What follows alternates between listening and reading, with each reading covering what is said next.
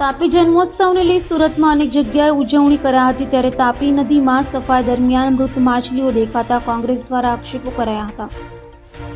સુરતની જીવાદોરી સમાન તાપી નદીના જન્મોત્સવની સુરતમાં અનેક જગ્યાએ ઉજવણી કરાઈ હતી, ત્યારે સુરત શહેર જિલ્લા કોંગ્રેસ સમિતિ દ્વારા સૂર્યપુત્રી તાપી નદીના જન્મદિનની ઉજવણીને લઈ સાફ સફાઈ અભિયાનનું આયોજન કરાયું હતું અને અશ્વિની કુમાર ગૌશાળા ખાતે આવેલ રામનાથ મહાદેવ મંદિર, તાપી નદી ઓવારા ખાતે સાફ સફાઈ અભિયાનનું આયોજન કર્યું હતું। આ સમયે ઓવારા પાસે મૃત માછલીઓ દેખાતા કોંગ્રેસીઓએ આક્ષેપો કર્યા હતા અને તાપી નદીમાં કેમિકલયુક્ત પાણી છોડાતું હોવાના કારણે માછલીઓ મરી રહી હોવાનું જણાવ્યું હતું। તો તાપી નદીના ઓવારા સફાઈ ઝુંબેશમાં મોટી સંખ્યામાં સુરત શહેર જિલ્લા કોંગ્રેસ સમિતિના નેતાઓ અને કાર્યકરો જોડાયા હતા।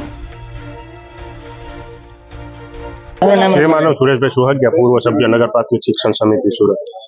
આજરોજ સુરત શહેરની જીવાદોરી સમાન અને જેના નામ સ્મરણ માત્રથી દરેક પાપો ધોવાય છે એવી માતા તાપી મૈયાના જન્મ દિવસે સર્વ શહેરીજનોને પહેલા તો શુભેચ્છા પાઠવું છું।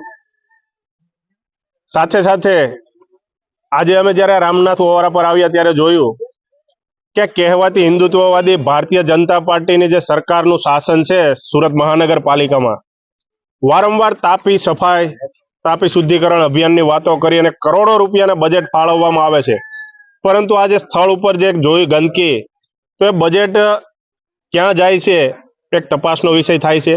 કારણ કે ભારતીય જનતા પાર્ટીની અંદર અત્યારે બેફામ ભ્રષ્ટાચાર વ્યાપી ગયો છે।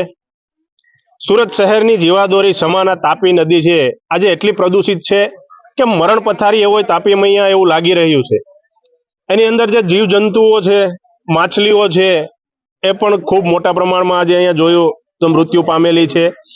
ઓવારા પર કોઈ પણ જગ્યાએ સફાઈ નથી। એટલે હું આપના માધ્યમથી આ ભારતીય જનતા પાર્ટીના એસીમાં બેઠેલા નફ્ફટ શાસકોને કહેવા માંગુ છું કે તમે જે ગાય માતા અને તાપી માતાના નામે વારંવાર મત માંગો છો, પણ આ તાપી માતાને માટે પણ તમે કંઈક કરો એવી આપ સૌને વિનંતી છે।